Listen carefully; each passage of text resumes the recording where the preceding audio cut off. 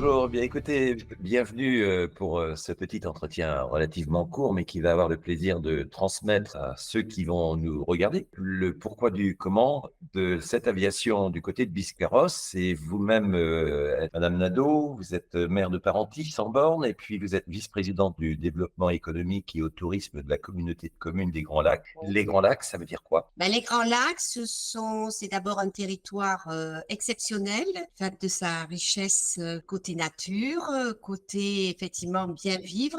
Et puis nous avons cet aérodrome. Ce sont 7 communes pour une population à peu près de 30 000 habitants, située entre Bordeaux et Toulouse. Et nous sommes donc la gestionnaire de cet aérodrome. Et c'est une première, organiser cette fête de l'aviation le 29 septembre. Les Grands Lacs, c'est l'occasion pour les hydravions d'y être, de se déposer. En fait, en France, c'est quasiment l'un des terrains phares, on va dire, de l'hydraviation. Il y a du reste une manifestation importante tous les 2 ans qui est organisée par vous-même. Et donc aujourd'hui, on est dans le monde de l'aviation par la fête. Fête de l'aviation, on peut l'écrire un peu comme on veut, Oui, soit fête de l'aviation, soit c'est un moment festif. Mais voilà. ça va être un moment festif. Et donc, pourquoi vous avez souhaité faire ce moment? Alors, comme vous venez de le dire, Biscarrosse, le territoire des Grands Lacs est le berceau mondial de l'hydraviation, avec bien sûr dans les années 1930 l'implantation de la société Latécoère et l'ouverture des fameuses liaisons transatlantiques Biscarrosse-New York. Donc, l'aérodrome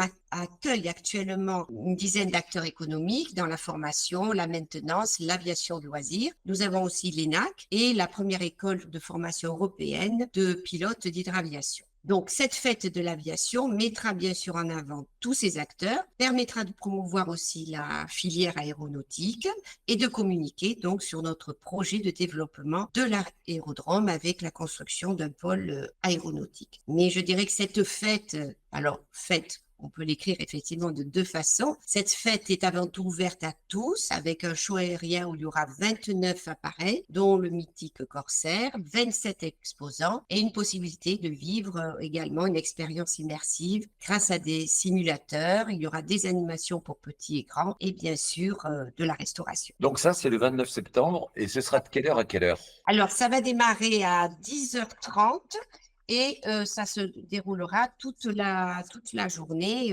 jusqu'au soir. Voilà, il y aura une tombola également avec de nombreux lots qui seront tirés au sort. Voilà, pour toujours dans le thème de l'aviation. Il y aura par exemple des entrées pour le musée de l'hydraviation. Il y aura aussi des baptêmes en hydravion, etc. Voilà. Le prix, on peut l'annoncer dès maintenant? Alors, le prix, bien, c'est gratuit, bien Eh oui. évidemment, et c'est ouvert à tous. Voilà, donc bienvenue à tout le monde.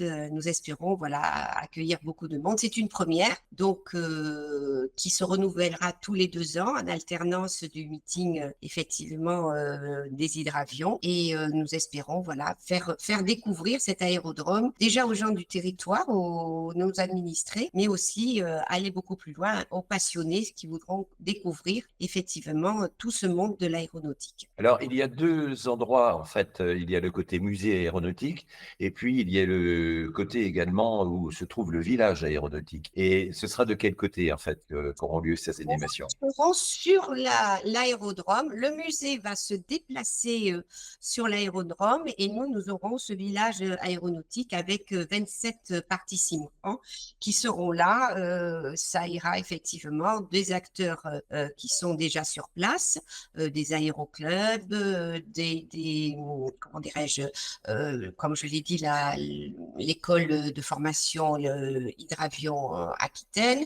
Il y aura aussi donc l'ENAC, mais on aura aussi un bus avec l'aérocampus parce qu'il est important également, et dans notre projet de développement de cet aérodrome, d'avoir une partie formation. Nous voulons accueillir des entreprises, des startups, des usines, pourquoi pas de construction, mais il est important aussi d'allier à ce projet la formation, d'où le partenariat que nous avons avec l'aérocampus de la Trenne. Alors, il est vrai que l'aviation aujourd'hui recrute à tout va. Les pilotes, on en parle beaucoup. Des hôtesses de l'air, des stewards, c'est par milliers en fait qu'ils sont sollicités aujourd'hui puisqu'il y a un développement aéronautique très important. On le voit chez Airbus, ils sortent des avions autant comme autant et les commandes au Salon du Bourget n'ont jamais été aussi nombreuses et c'est tant mieux. Ça aide bien sûr sûr au développement économique de notre pays. Ça veut dire également des mécaniciens qui sont en manque. Ça veut dire aussi du contrôle aérien. Ça veut dire de l'instruction en aéroclub. Et puis, on peut tout simplement avoir que la passion de voler. Et la passion de voler, c'est on sait lire, on sait écrire, on sait compter. Ça permet d'intégrer, de pousser les portes d'un aéroclub,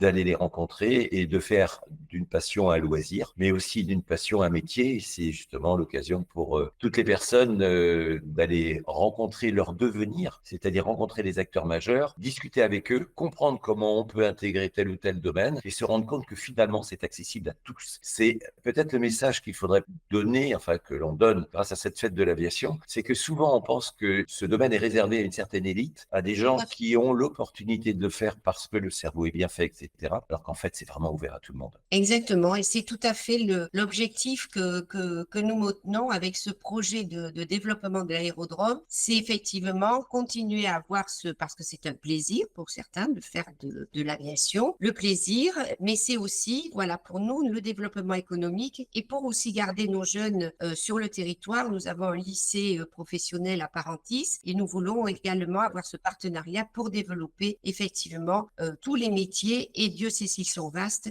liés à l'aéronautique. Et nous sommes effectivement entre Bordeaux et Toulouse, et nous sommes sur je dirais une trajectoire intermédiaire pour pouvoir attirer également. Nous avons du foncier à disposition. Nous avons un projet effectivement de développer comment dirais-je, la plateforme en immobilier, en foncier, de nouveaux services à mener, mais nous voulons avoir ce projet tout à fait global sur notre aérodrome. Donc, les écoles qui nous écoutent et qui veulent se développer sur votre site, elles sont bienvenues. Et si j'ai bien compris, il y a tous les moyens qui seront mis à disposition justement pour les épauler. Voilà. Nous avons un gros projet, donc d'abord un pôle aéronautique pour accueillir avec des pépinières d'entreprises destinées à l'aérodrome sur à peu près 6 millions d'euros. Et nous avons après le développement, avec un développement de la piste, la construction de hangars, la possibilité, puisque nous avons la chance de disposer de foncier, et également dans un second temps, voilà, développer toutes ces infrastructures